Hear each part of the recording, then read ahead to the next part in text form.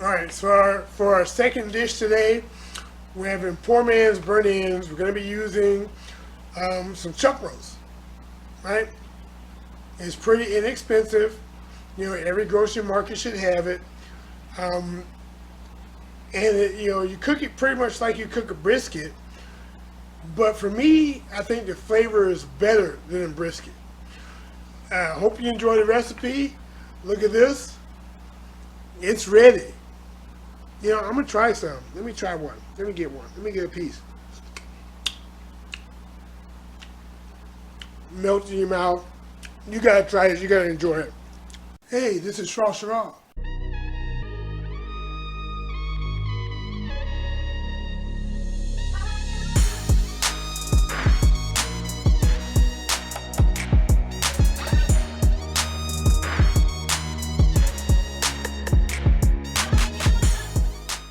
That's the best elevator music I ever heard. So what we have here is a 2.5 pound chuck roast.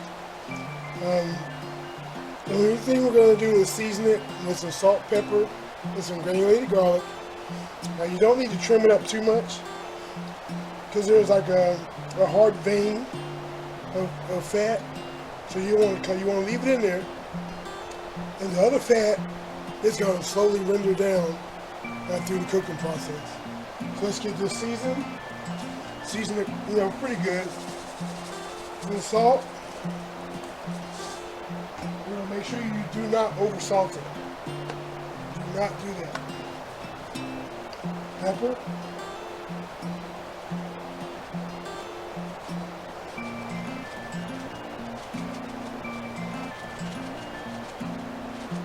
And it'll hold the seasonings pretty well.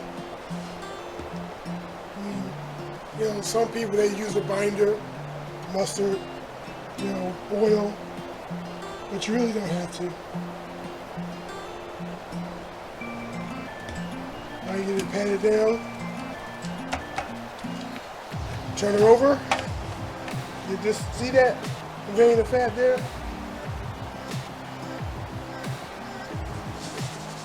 Salt. Pepper.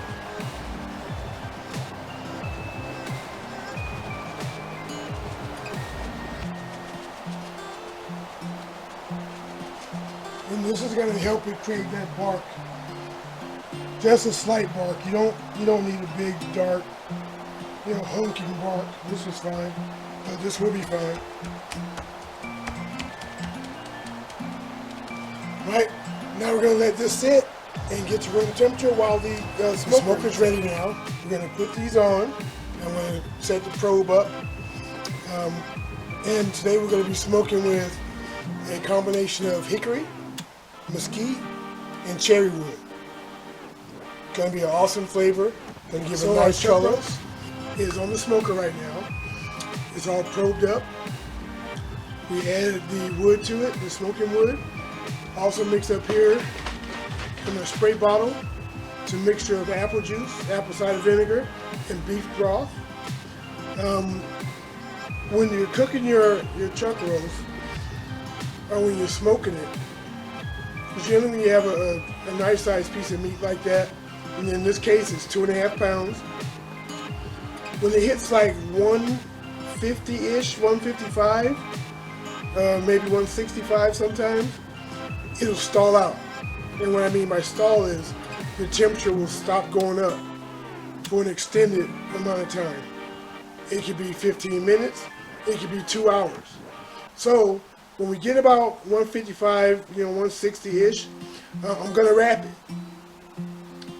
And that'll be our next step. But I'm gonna take my spritz here, my spray bottle, and every 20 minutes or so, I'm gonna go out there and spritz it. The reason I do that is to, one, keep it moist, even though I have a water pan in there, keep it moist. And two, is because I'm using smoking woods. I got my wood in there, and what happens, you have 2 hours, okay, for your smoke to get into your meat. Now, when I'm spritzing it, the water or the moisture will attract that smoky flavor and it'll get it deeper into the meat. Now generally you'll have 1/8 to 1/4 inch smoke ring, but I'm going to attempt to get about a 1/2 inch smoke ring, but we'll see how it goes. You can't guarantee the size of a smoke ring. It just depends on your technique, but we're going to try that. So in about 20 minutes I'll go spritz. It's been about 2 hours. See what we got after 2 hours. Looks good. Not bad, still going. Well, if you can see it, we have like 143 degrees. Looking nice. Let's close them back up. Okay, let's check it out. So, it's been 2 hours. It's not quite at 165 yet. Give it time. Don't rush it. You know, if your significant other is the one that's doing this recipe and you know they want to get in there and try to move the meat around, flip it over, you know, don't let them do it. Slap them wrists. Slap them. Because you need to leave the meat alone, right? And also, another thing to remember, it's been 2 hours. So you don't have to add any more wood if you're using briquettes or lump charcoal. Just stick with the charcoal at this point, because if you add more wood now, it's not really going to put more flavor into it. The meat after 2 hours is not really going to suck up any more of that flavor. But, however, you still want to keep spritzing it to keep it moist. And you want to make sure that your water pan is in the smoker is filled or has water in it, right? So now it's just a waiting game for it to get to, you know, 165, or if you see it really stalling and you're around 155, to wrap it. So at this point, we're just waiting for the next step. But do not turn the meat over. Don't turn it around. Just leave it sitting the way it's sitting, okay? Because what's going to happen next, when we wrap it and it starts going through the degrees, you know, the 180s, the 190s, you know, the 200s, when it does that, the fat is going to start rendering and breaking down. That collagen is going to break down, right? And it's going to be tasty. I mean, you're going to have it. Some people might want to cut it off and throw it away, you know, like your mama, you know, Mama Shaw, she don't like that stuff, but it's tasty. It's just like, you know, bacon. You know, when you cook bacon, the fat renders down. The white pieces of the bacon is more tastier than the meat portion of the bacon, and that's what everybody likes. So keep that in mind. You don't want to rush it. Let it, you know, there's not, you know, some people say you're cooking for X amount of hours and you're done. No, we don't go by hours. Okay, go by temperature. Remember that. Always go by temperature, because there's a lot of things that come into play, whether it be weather, you know, whether it be the amount of charcoal and stuff you put in there. It always goes by temperature. So have your meat thermometer going, have your probe in there. If you don't have a probe, have an instant read thermometer and check it every now and again, but don't overstick it, because when you stick it, your juices are going to run out. So if you've been watching me do this over the years, you know to put a thermometer, a probe thermometer in your meat, so you don't have to take it in and out, right? So you can gauge the temperature. So we're pretty close. Right now we're at about, I looked out there, it's about 149 degrees, 148, 149. I'm gonna check it, and I'm gonna pay attention to it to see if it's gonna stall at 155 or 160. Hopefully it doesn't, and if not, I'm gonna wrap it at 165.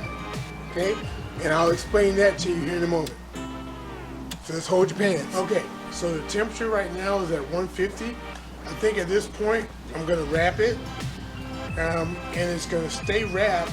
And we're gonna keep the probes in, and we're gonna keep it wrapped until it hits 203 degrees. Okay, and that may take, you know, a couple hours, maybe 3 hours. You never know. This depends on a lot of things: the weather, you know, the fuel you're using. But we don't go by time, it's all by temp. So we're gonna keep adding fuel until it gets to 203. Okay, so we took it off the grill, and now we're gonna add some butter to it. Just some squeezed butter, you know, nothing fancy. A little parquet, just a little bit on it, right?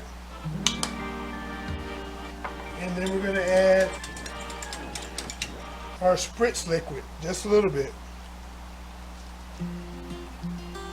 Right, and this is gonna help it steam.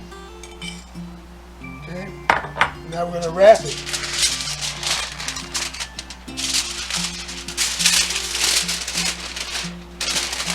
Get it wrapped nice and tight. Right? Nice and tight.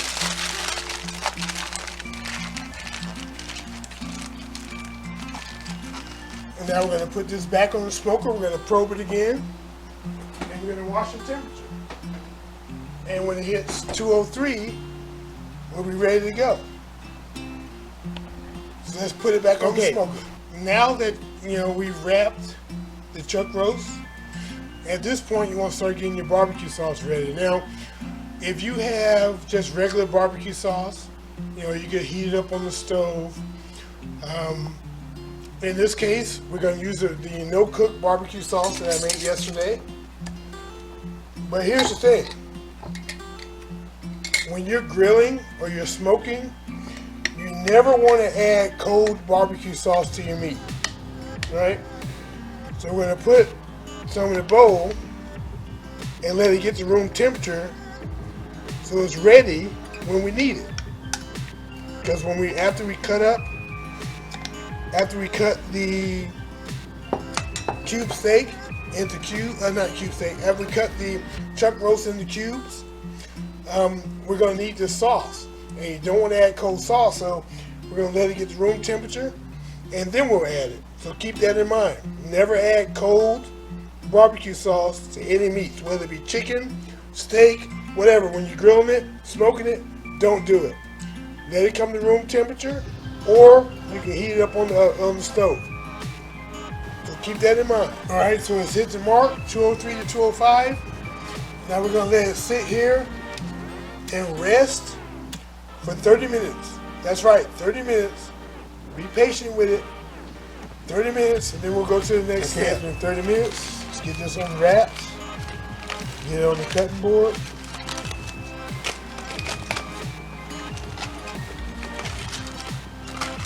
Yeah, see the juices. I'm all gloved up and I'm ready to go.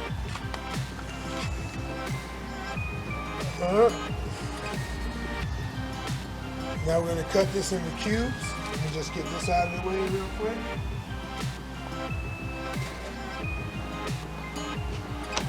Let's get this cut into cubes, and we're going to put them in this bowl here. Look at it. You see the smoke ring? Nice. And in this application, you don't have to worry about cutting against the grain or not. Look at that smoke ring. See that nice pink red around there? Good smoke ring.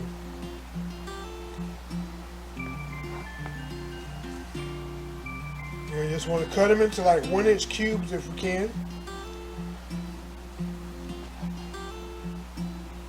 Put them in the bowl. And if you see any big chunks of fat, just go ahead and get rid of those. Because if not, your peanut gallery is going to be complaining about it.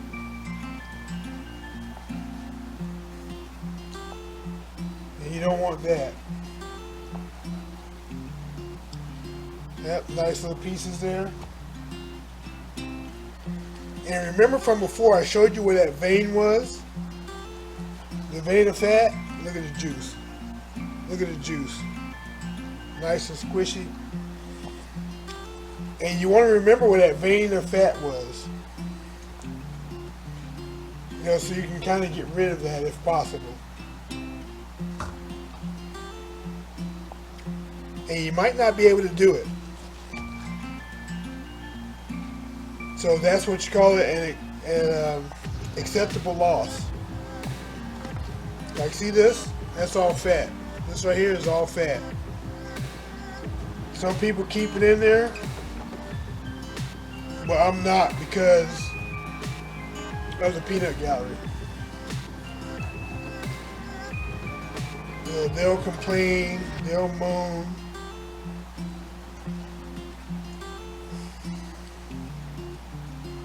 Alright, let's get this chopped up here.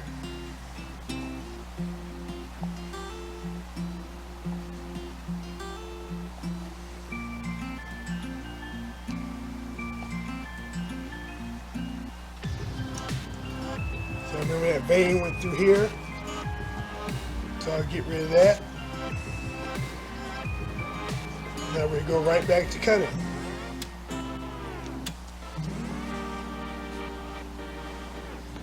And you can see where the collections of fat are. Like this guy, a big pocket of fat. Now, you can go through and pull the fat off of it and leave the meat. But what a lot of people tend to do is just throw the whole thing in the bowl. You know, which is fine if, you know, because the fat's delicious.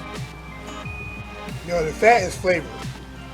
You want to keep that in mind too.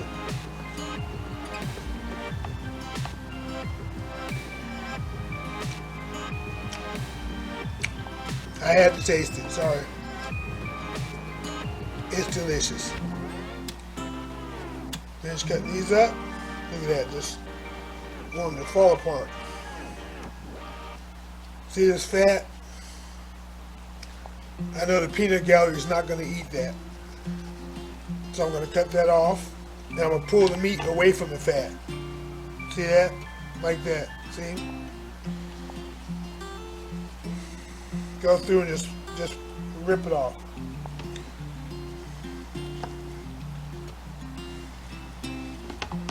Same thing with these little pieces here.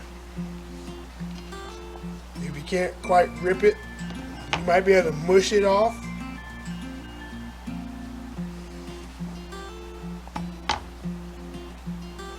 Like me, I love the fat. Fat's delicious to me. But, like I said, the peanut gallery, they're not going to have that. So I just pull it off. Now let me go back to the centerpiece here. And pull this meat off here. Rid of the fat, but keep the meat. Go.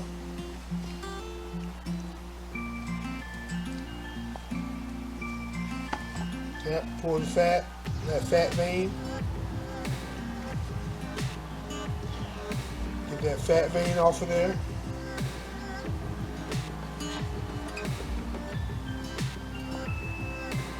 In the bowl it goes.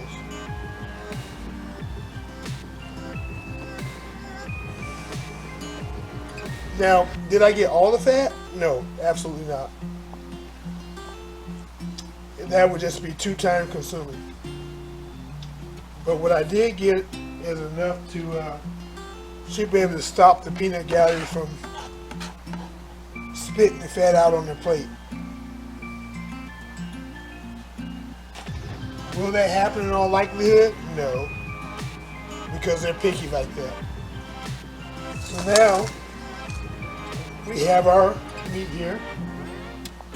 Now we have our sauce that we made yesterday, the barbecue sauce, and we're going to pour that right over it. We have about 3/4 of a cup. It's at room temperature because you don't want to add cold sauce to your meat. And I have a bread pan here. So we're going to mix this up. Make sure it's coated real good with the sauce. Now we're going to add it to the bread pan.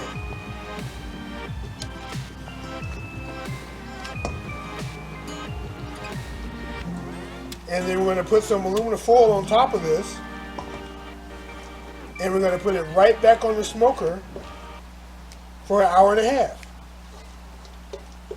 Alright, let's get the sauce in here. So now let's get the aluminum foil for it. Okay, let's get this wrapped. You know, when it comes to the fat, you really have to know who you're cooking for. Because my girls and Mama Shrashira, they have no problem spitting it right back out in the plate when they get a little taste of the fat. Even if the fat's good, they'll spit it out because they don't like the texture. Okay, so we're going to put this back on the smoker, hour and a half, and we'll be right back. It's been an hour and a half. See what we got here. Be careful not to burn myself. Woo! Yeah, that's hot. Let me get. Oh, it smells delicious. I can smell it. Woo-wee! Yes, indeed.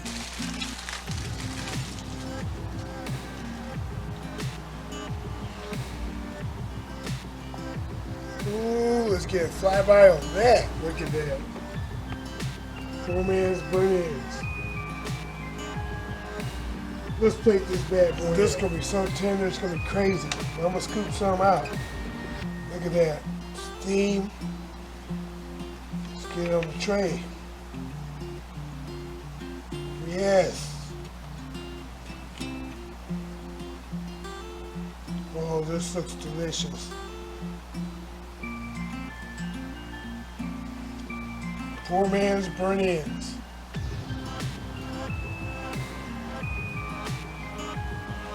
Get a little more there. One more little piece. There we go.